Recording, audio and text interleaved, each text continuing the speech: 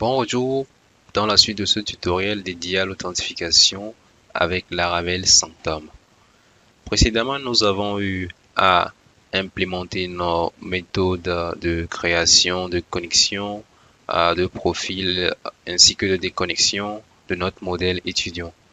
Dans cette partie, qu'est-ce que nous allons faire? Nous allons continuer en créant les projets. Avant de commencer par créer les projets, vous devez savoir que afin de pouvoir créer un projet, il faut que l'utilisateur soit authentifié. Et, au niveau des projets, comme décrit précédemment, on avait la méthode create pour créer les projets, supprimer, lister les projets et autres. Et au niveau de chaque des champs, on avait l'ID du projet, l'identifiant de l'étudiant qui crée le projet, la durée, le nom et la description du projet. Dans cette partie, nous allons juste retourner au niveau de projet. Nous allons créer le projet. La création de projet est divisée en 3 étapes. On aura l'étape de validation, comme au niveau de cette partie, une étape de validation, une étape de traitement de données et une étape de retour ou de réponse. Retournons au niveau de notre contrôleur. Ici, au niveau de la méthode create, nous allons procéder à la validation. Validation très rapidement. Ensuite, nous avons les règles ici. Le nom est requis. La durée, c'est un entier. Il est aussi requis. La description est requise. Ici, le nom pourrait dire maximum 255 caractères ou laisser ça comme ça. Bref. Ensuite, qu'est-ce qu'on fait? Ici, on va créer $projet. $projet égale à new projet.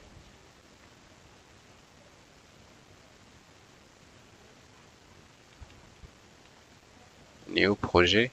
Au niveau du projet, on doit récupérer l'identifiant de l'utilisateur connecté. On avait déjà vu ça à ce niveau, hôte et autres. Si vous ne vous en souvenez pas, vous pourrez retourner au niveau de l'ancien code et chercher ça. Ici, on a hôte user et ensuite user ID et hôte. Ok, à ce niveau, on va faire $projet, $projet-name égale à $request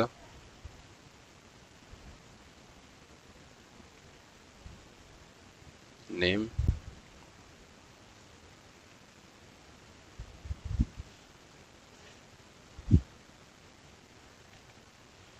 ici le nom, la durée, autre.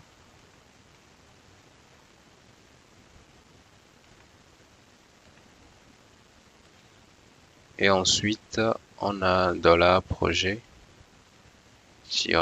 étudiant ID. Étudiant ID qui est égal à hôte user ID moins point virgule. Ici, on importe ça, illuminate, support, façade, hôte. Ok.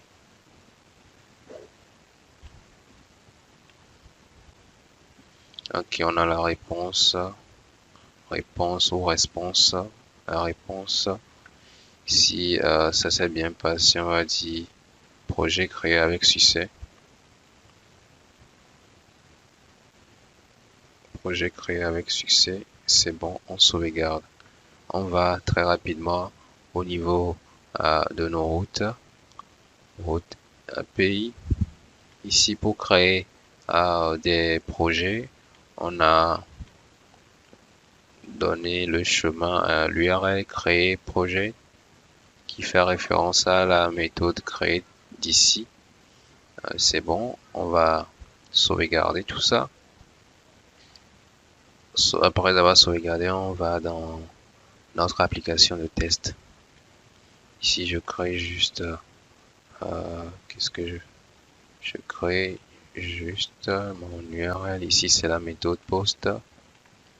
Ici, je vais juste copier ceci très rapidement. Je vais revenir ici. On a ça, c'est ça.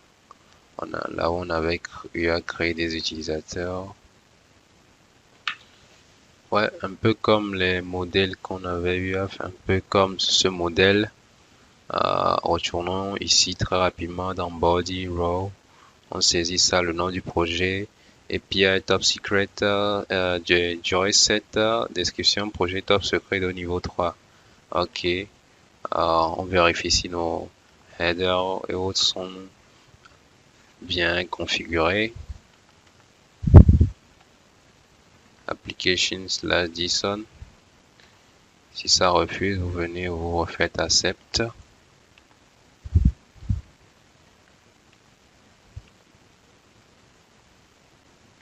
Application JSON, content type, tout est opérationnel.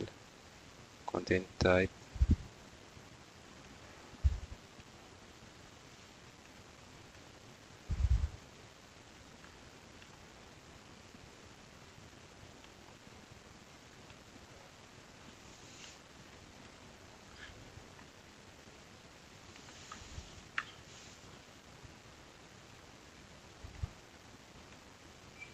Ok.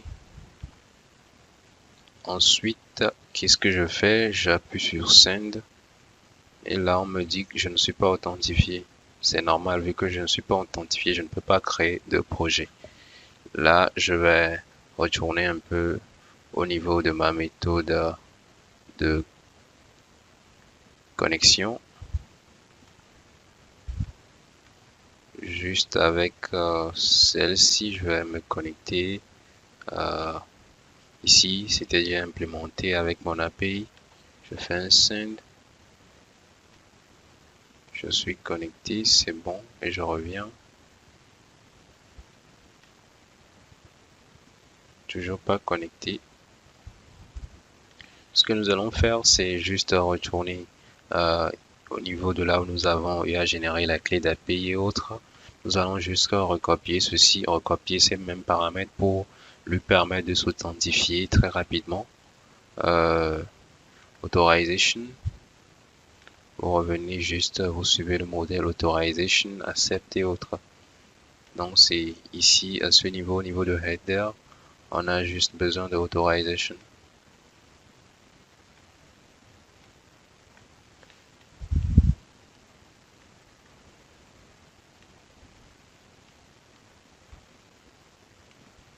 Ensuite, je colle ma clé vers à ce que la clé soit correcte.